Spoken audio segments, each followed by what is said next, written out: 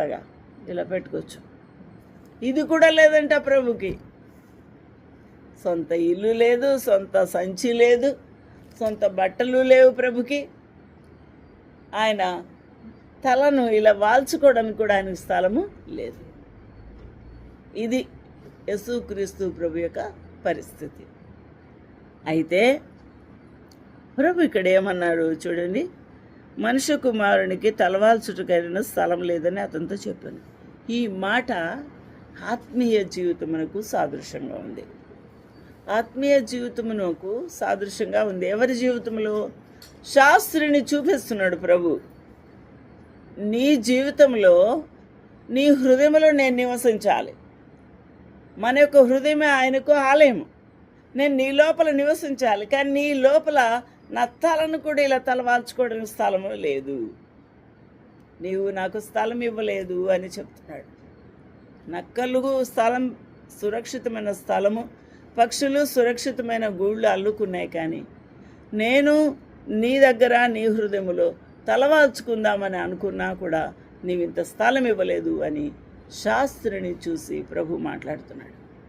అంటే నోటితోనే నీ వెంట వస్తాను అంటున్నాడు, కానీ హృదయం మాత్రం దూరంగా పెట్టుకున్నాడు.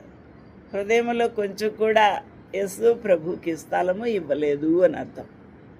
ఈ రోజున మందిరాలకు వెళ్తారు, బైబిల్ చదువుతారు, పాటలు పాడతారు, వెళ్తారు, యాక్టివ్గా పనులు చేస్తారు, యాక్టివ్గా డబ్బులు ఇస్తారు, యాక్టివ్గా ఎన్నెన్నో చేస్తారు, కానీ ప్రభుకి అంతరంగంలో స్థలము ఇవ్వలేని చాలా దౌర్భాగ్యమైన స్థితి ఈ దినాల్లో ఉంది.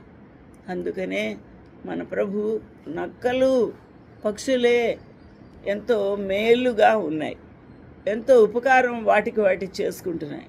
కానీ నేను ఒక స్థలం సిద్ధపరచుకుందాము, అక్కడ కొంచెంసేపు రెస్ట్ తీసుకుందాము, అలసిపోయాను అని అనుకుంటే అక్కడ నాకు లేదు. ప్రభు ఎక్కడ రెస్ట్ తీసుకుంటాడు? ఆయనకి ఎప్పుడు దాహం తీరుద్దండి? ఒక ఆత్మ హృదయపూర్వకంగా ప్రభుని విశ్వసించి ప్రభుని అంగీకరిస్తే ప్రభుకి దాహం తీరుద్ది. ఒక ఆత్మ ప్రభుకి హృదయం తెరుచుకొని యేసయ్యా నా హృదయంలోకి రండి అని ఎవరైతే హృదయం తెరుచుకుంటారో అక్కడ ఆయన నివాసం చేస్తాడు. అది ఆయనకు స్థలము, నివాస స్థలముగా మారిపోతుంది. నోటితో మాటలు కాదు, మనం యాక్షన్లు చేయడానికి కాదు, మన హృదయాన్ని విప్పుకోవాలి.